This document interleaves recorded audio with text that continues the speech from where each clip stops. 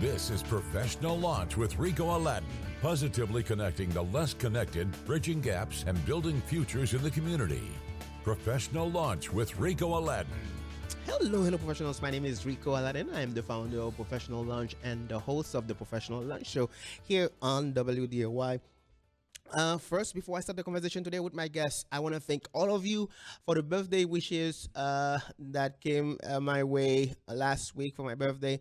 I greatly appreciate all of you, all my friends on Facebook, LinkedIn, and everywhere else, the calls and people, the gifts and stuff. I really appreciate that. It was completely unexpected.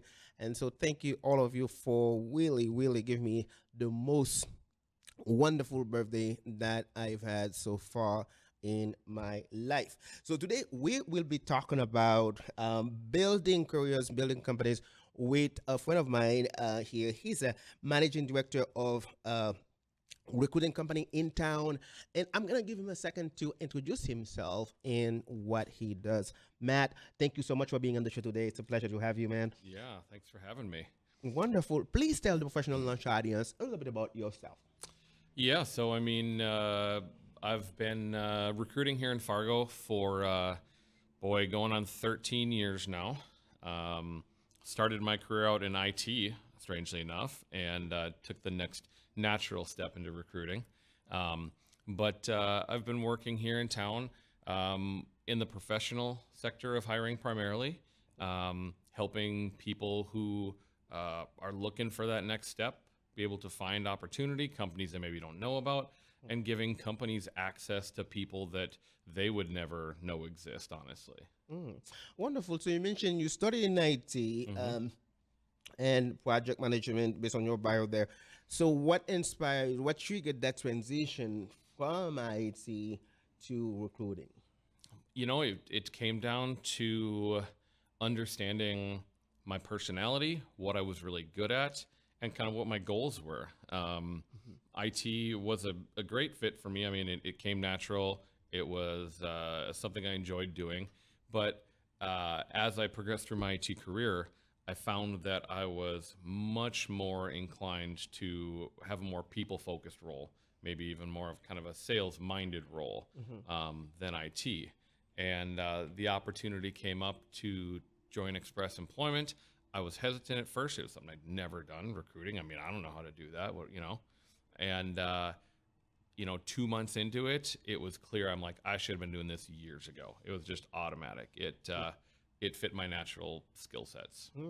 Wonderful. So you see, this show is about helping young professionals find their path. And sometimes, depending on where they are in their careers, they need to hear stories like yours where you started in IT, now you're doing something completely different.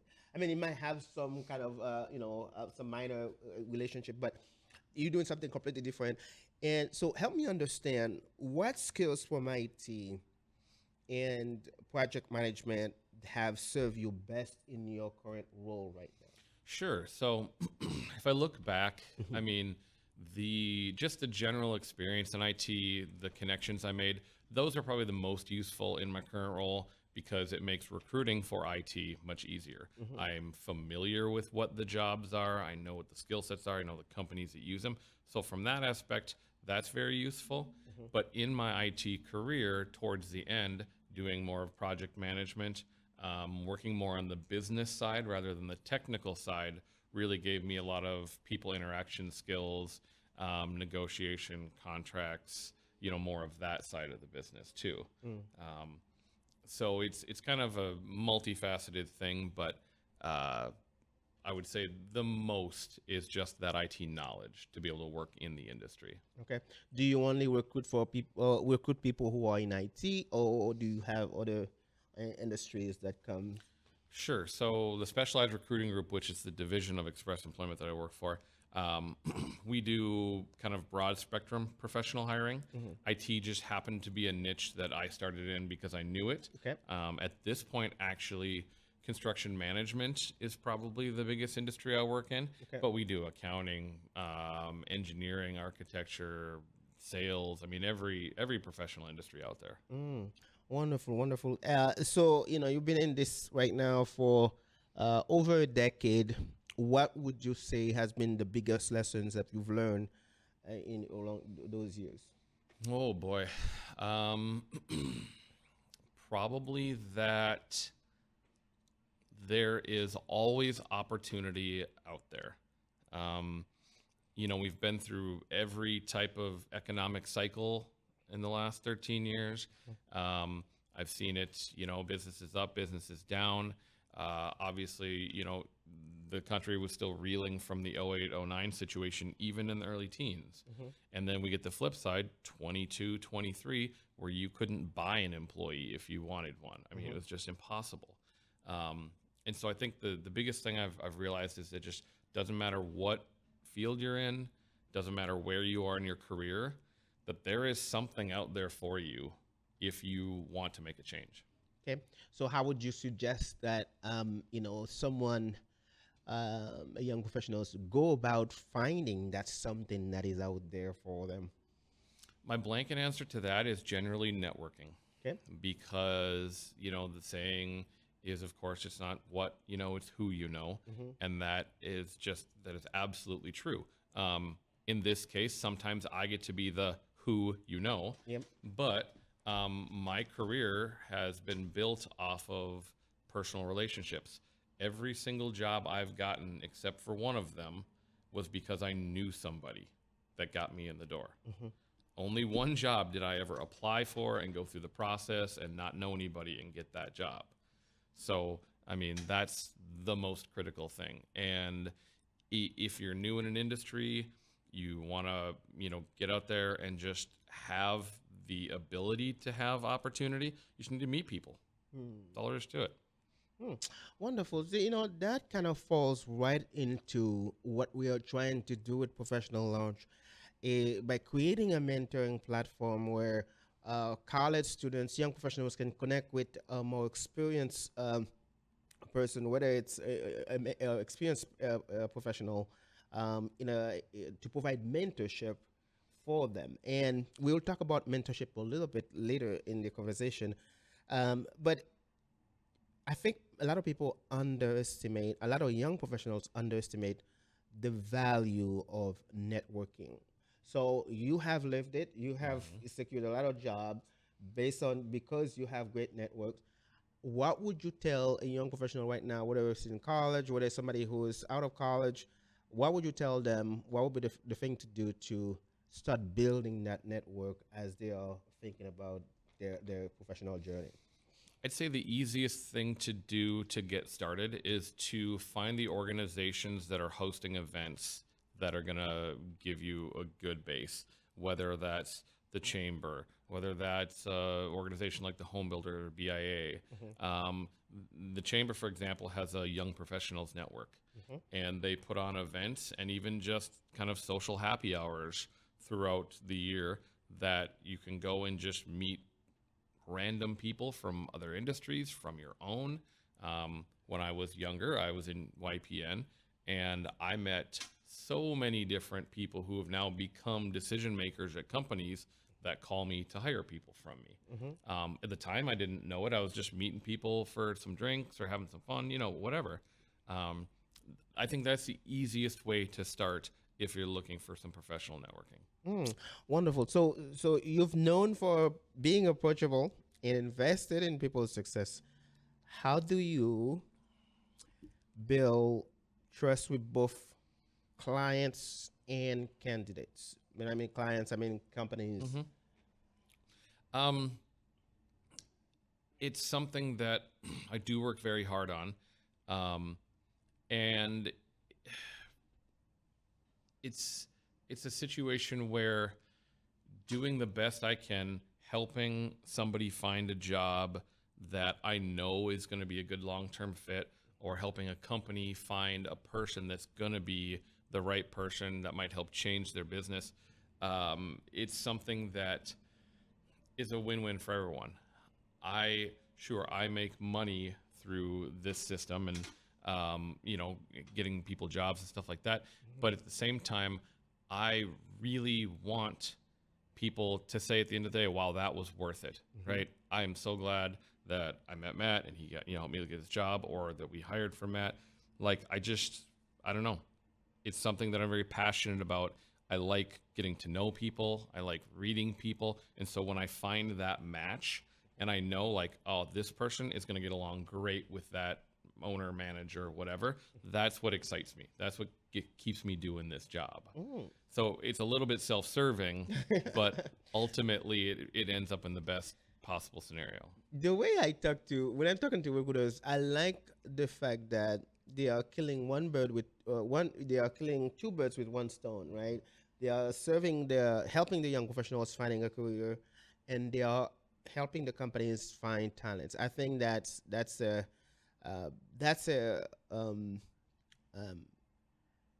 when you are in that position, people really, you are helping a lot of people, and you get to make a lot of connections too. So, what set your company different from the others, from the competitors out there? Because in Fargo here, there are quite a few other companies that do the same thing. Well, we've got kind of a unique situation. Express is a franchise operation, 930 offices or something like that in the country, but we're all locally owned and operated, kind of do whatever we want. So we get the local feel. I mean, all of us have lived in town for, decades now. In fact, in our office, I think the average years of service are getting close to 10. I mean, there's 6 of us with more than 10 years.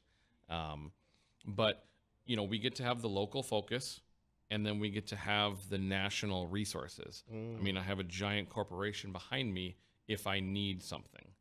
And that takes a lot of burden off of us day to day, so we can just focus on what we do best. Wonderful, wonderful. So we're going to take a break here. When we come back, we will talk about how the needs of the companies and how do you balance that so that it can be a win-win for both the client and the candidate. We'll be right back. We are back today. I am talking to Matt. Matt is a managing director for a recruiting company in town here. He's offering advice to young professionals on how to begin launching their careers, and which is what the show is about. On a side note, I want to remind you that Professional Launch is a nonprofit organization, and therefore we heavily rely on friends, on guests, on partners to keep our operation going. So find us online at professionallaunch.org and see all the ways you can support us. And right now we are developing a mentoring platform to connect college students with experienced mentors in the community. And so that effort will really, we need all the support that we can get to make this a reality. So we really thank you if you have supported us in the past, but if you have not, see if this is something that you're willing to get on board with and support us. Now on to the conversation. Matt, right on break there, we were talking about recruiting. And so how do you balance the needs of companies with the aspiration of candidates to create like that kind of win-win situation for both? I think with my approach, it all comes down to personalities, to, company culture fit, stuff like that. When working in professional recruiting, we obviously have to be in the ballpark of a resume and experience to a job description and what they're looking for, right? You need to have similar skills. But within that, the most important part is that people element. Do you get along with this person that you're going to work with? Is this employee the right fit for the group you have already? And the way I go about doing that is I still kind of old school meet everybody in person. If a candidate wants to have me help them find something, they come and meet me in my office, or I meet them out around town. If a client is looking for help and I don't know them or haven't worked with them before, I'm going to go out to their office, take a tour, meet their people, see what it's actually like. And then the thing that just I'm good at, I guess, is making those matches based on personalities. So I have a better chance of getting people into a situation that they're going to succeed long term. Because if everyone gets along and it's a great fit, maybe there's a skill or two they don't have, you can train that any day. It's easy. But if their personality clashes or they don't really fit the company culture or the group, that's really hard to overcome.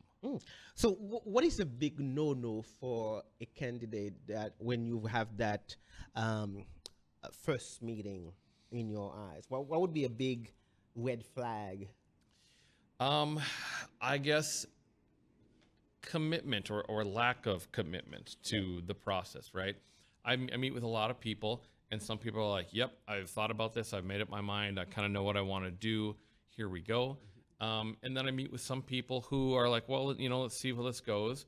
And when it comes to the question of, hey, if we do find you, something and a company wants to offer you a job, how is it going to go putting in your notice and telling your current employer? Well, I don't know, see if they maybe wanted to come back and make a counteroffer or something like that. Well, then we're not ready to go look for something new. That's a surefire way to create hurt feelings on both sides of that transaction. And so realistically, you just have to come prepared that if we're going to go down this road and if we're going to look at new opportunities for you, then we should have addressed all the concerns that you have about your current employment or your current situation of why you want to make a change. So, I talk about the big red flag, but what is, it can based on your intuition. What is something about the candidate that when you see it, you say, okay, we will work together. We will find that opportunity for you when you first meet, that candidate. I would say things that are going to be a barrier or a challenge are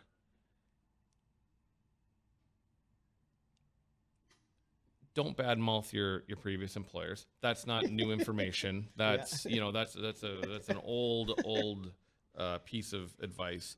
But really, when I ask someone why they want to make a change, why they're looking for something new, if someone just kind of goes on a rant and is bashing their company, their supervisor, something like that, that maybe gives me a hint that maybe there's a little bit more to this, that they have kind of a negative outlook, that it might be difficult for them to work with other people.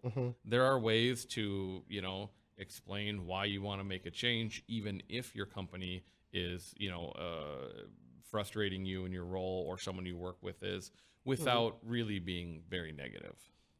Okay. So even from what you say, even if you were to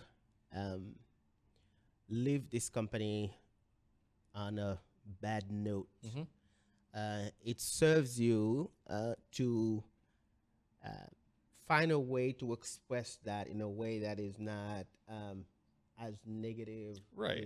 So yeah. Is that what you're saying? Yeah, I've left jobs that were not a good fit for me, and it's not anybody's particular fault.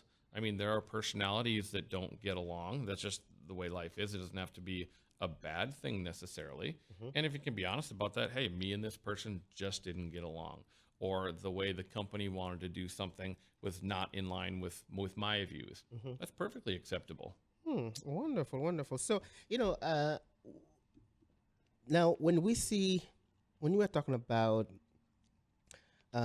you've been in this for, over decades, what changes have you seen over the past decade that you can share with our audience? So many. Pick a topic. Obviously, the way people interact with posting and applying for jobs has changed dramatically. Used to have multiple websites that people will go to and look at jobs and post jobs. Now it's kind of consolidated on one.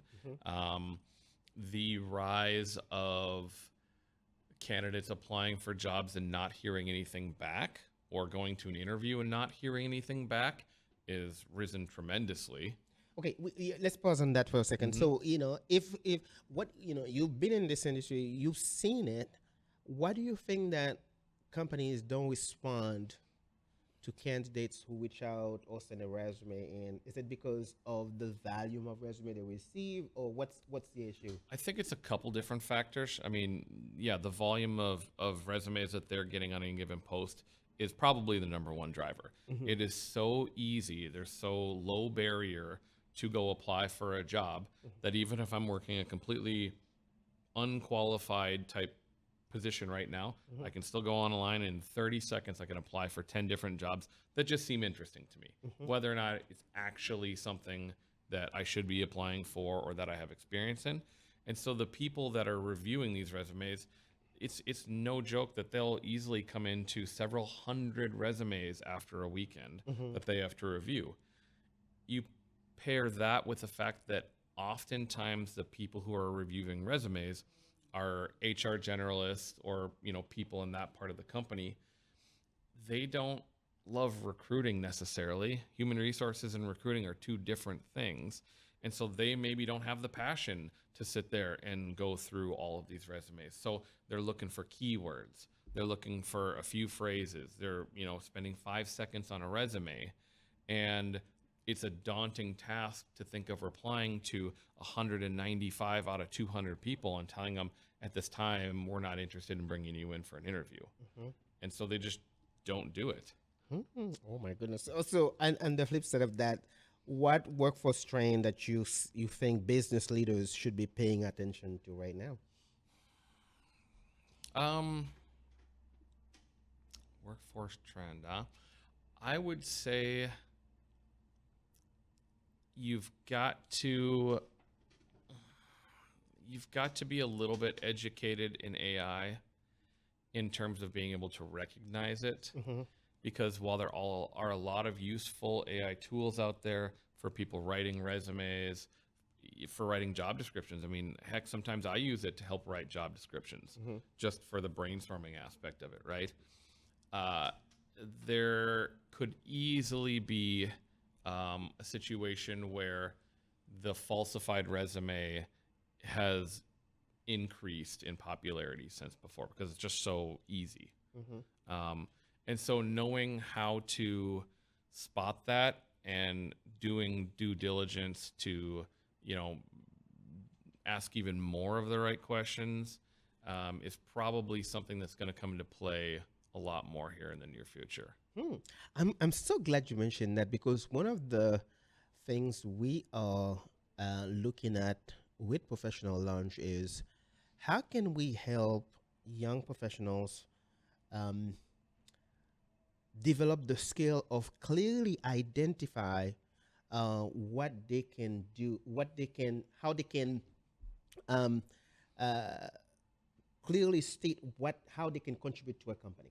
Meaning, you can have the best resume, and then you get to the interview, you cannot articulate what you can do for the company. And I think that's something that we have been thinking about, the best way we can make that available as a service to young professionals. Because as you mentioned, yes, you can just put your resume in AI and then give it some task, and then next thing you know, you have the most polished resume possible, right? So, but and then that was exactly my next question: how has technology like AI and automation affect the recruiting agency? That you kind of touch on that a little bit. If you can expand on that more. Yeah, I mean, it's definitely been applied to both sides of the process. Okay.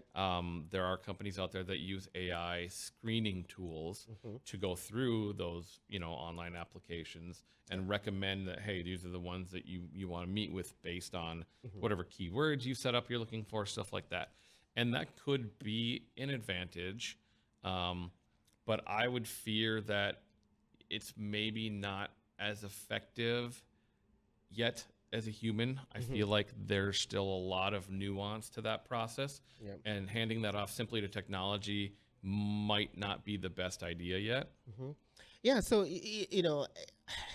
again, if you think about it this way, it is helping on one hand, but it is not on the other hand. So how do you kind of balance the two? Or, especially for the candidate, for the candidate who is looking for an opportunity. Yes, you can have the best resume, but you have the business leaders who are making the decisions. Sometimes they will be looking for a specific thing. You are in the field, like, trying to see that how can they best prepare themselves for those nuances. I mean, when it comes to getting your resume through to the people who are actually making the decisions, right? Sure, like I said, using AI tools can help you write that, but I think it's very important to realize who or what is going to be looking at your resume. Maybe assume that, hey, there might be a computer that's going to screen my resume, not a human being.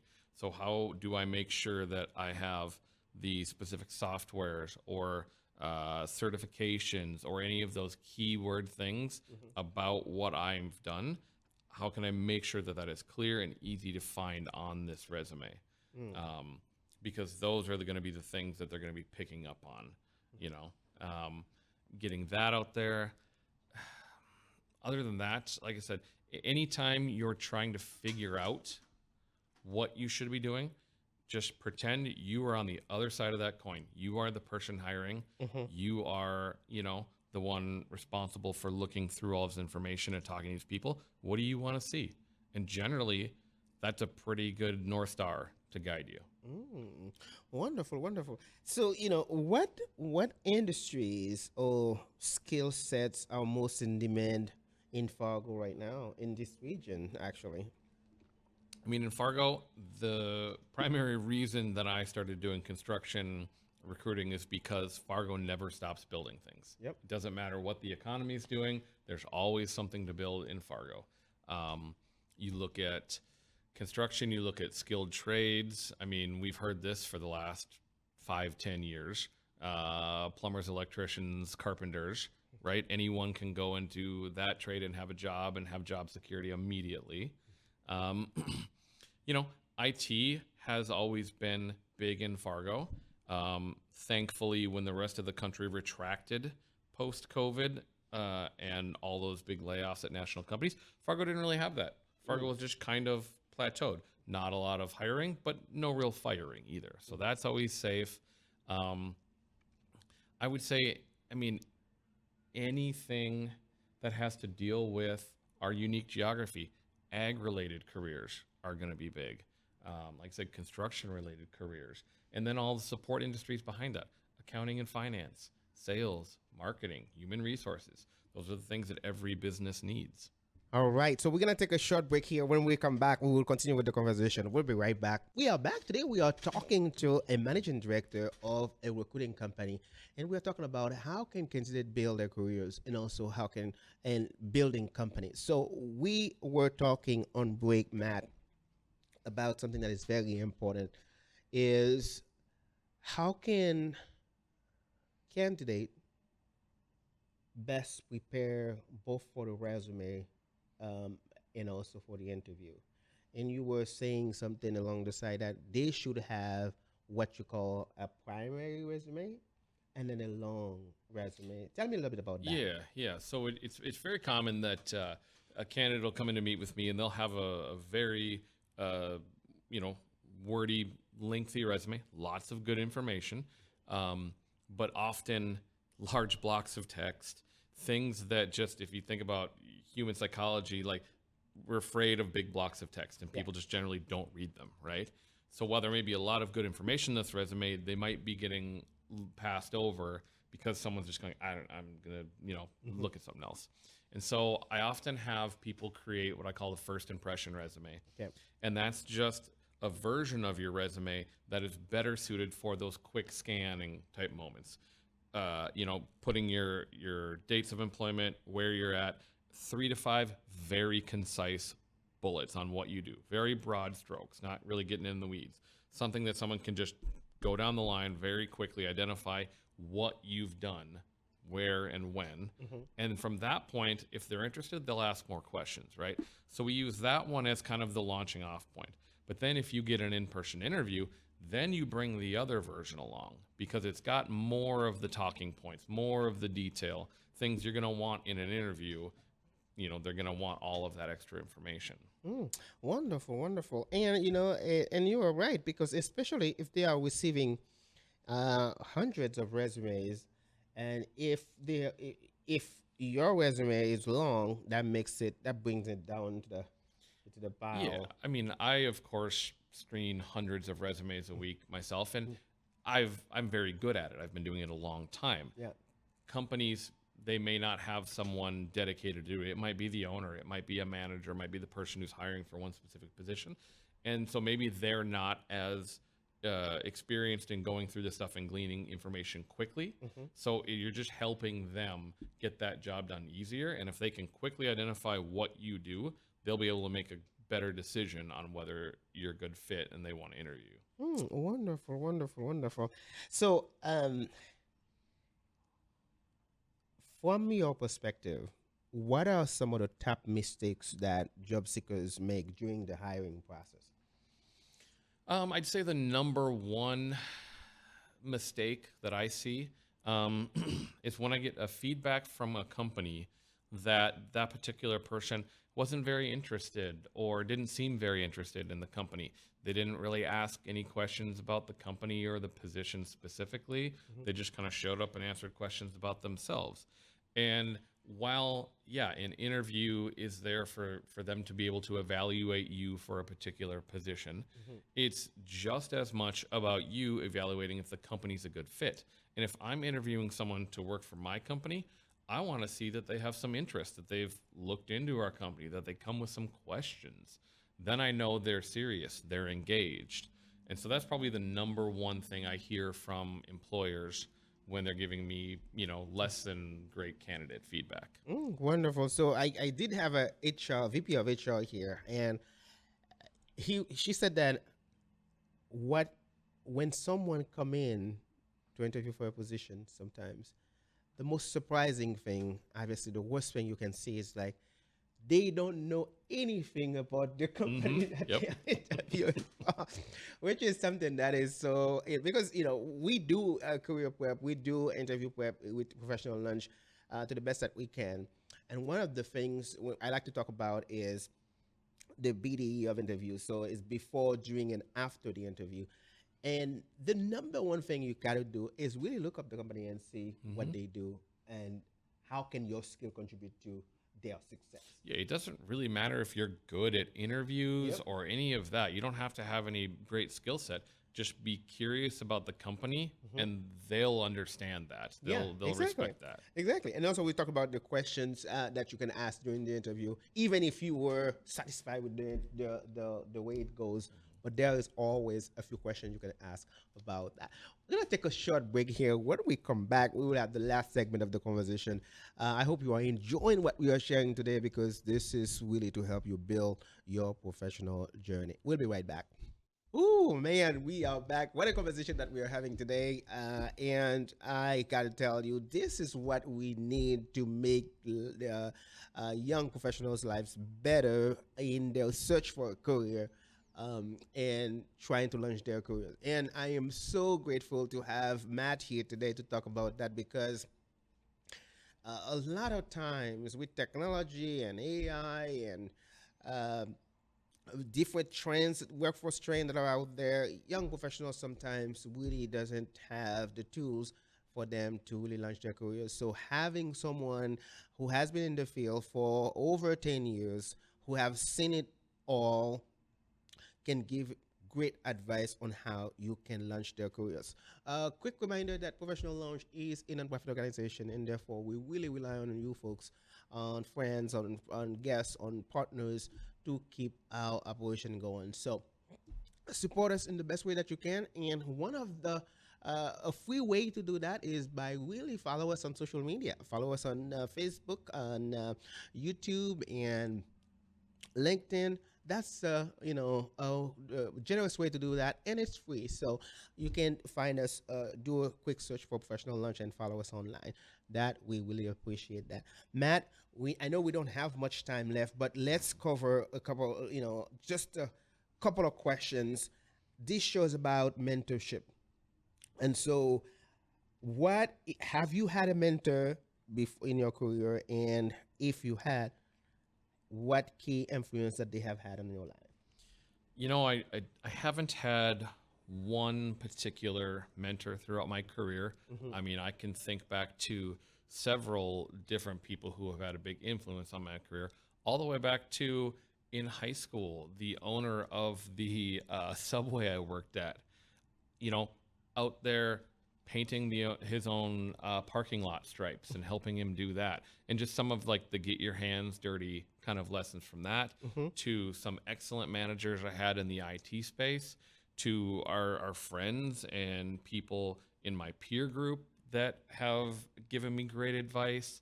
For me, there's not just one person. It's just a collection of all the great people I've met. Wonderful, wonderful. On the show, I like to say I'm a product of mentors, meaning that there are a lot of great people who invest in me.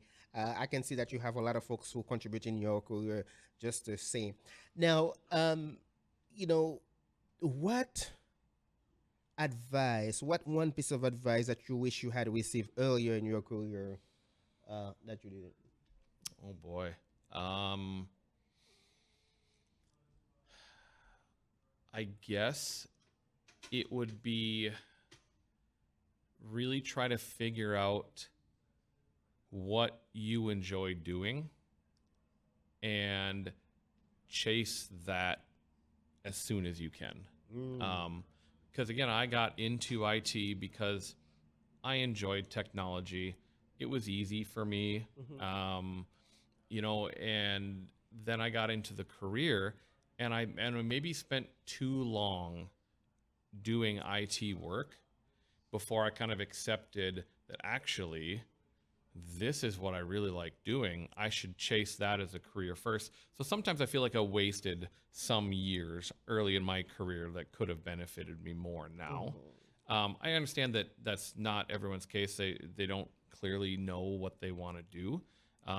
But just if you have some hunches or you're really curious about something, I would check it out sooner than later. Wonderful, wonderful. And that's a big part of our work, of our mission, by providing purpose-based mentorship for young folks who are trying to find a career, and to help them see exactly where their passion lies, so that they can start chasing that right away.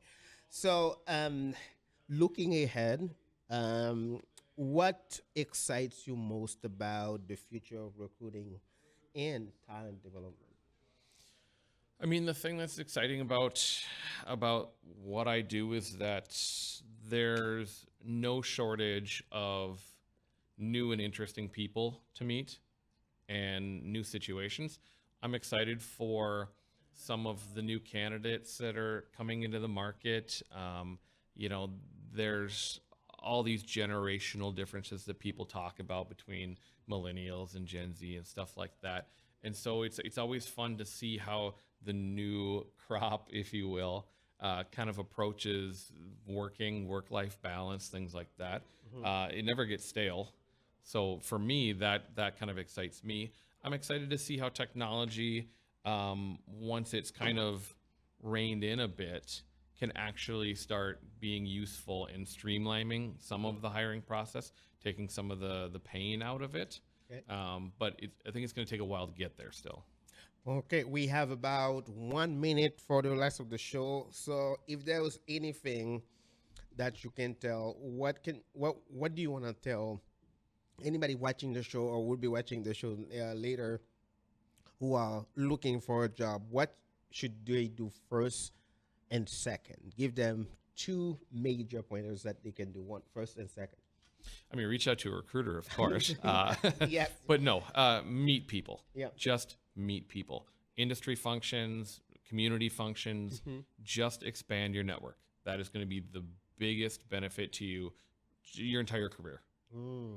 Wonderful, wonderful. Matt, thank you so much for being on the show today. We have covered quite a few things, but not nearly enough of what you need to know to launch your careers. Follow Professional Launch as we are bringing guests like Matt here to help you find your, to help you launch your career. And next week, we will be talking about leadership with a very, very exciting guest. And so I can't wait to share that show with you. Now, this is the part that I tell you. It's up to you to make today a great day. Have a great day.